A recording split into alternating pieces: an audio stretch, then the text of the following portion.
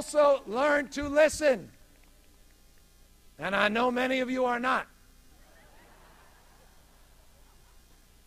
But listening is the only way to find out what you are missing.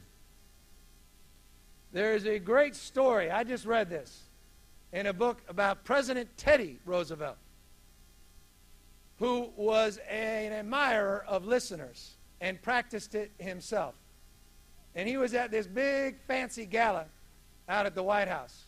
It's a true story. And everyone came up, all these silent pleasantries, say, "Oh, nice to meet you, Mr. President. Keep up the good work." And the president would say a few words. They say, "Oh, thank you. That's wonderful. Great."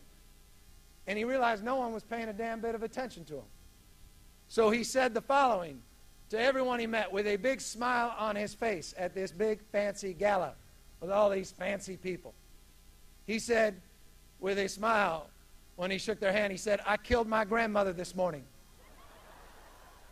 True story. He said that. And he went by and everyone said, "That's wonderful, Mr. President. Nice to meet you."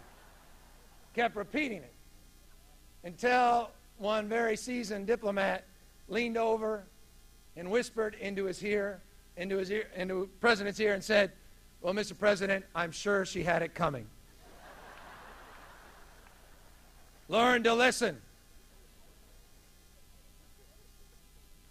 We heard from many about the importance of generosity. This is also important because I'll tell you, the three people that were honored today, Walter, Isabel, and Manny, were honored for one reason. Not because of the things they have received, but the things they have given. And this is important in life because we kind of sometimes forget that.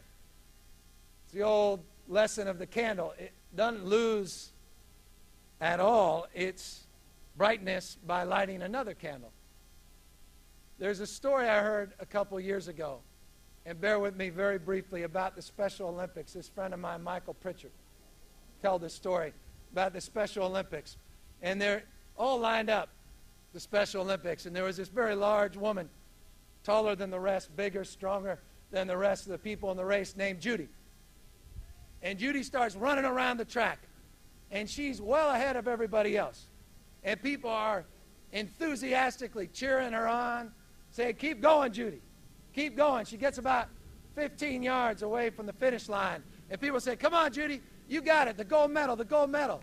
And she slows down and stops, and she's shaking her head, and they say, "Come on, Judy, come on, just 15 more yards. They're catching up to you. They're catching up. You got it, the gold medal, the gold medal."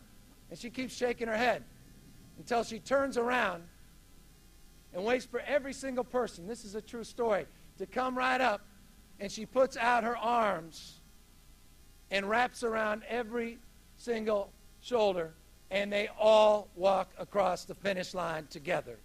That's generosity. That's the spirit of generosity. That's what it's all about, guys, and I hope you think about that.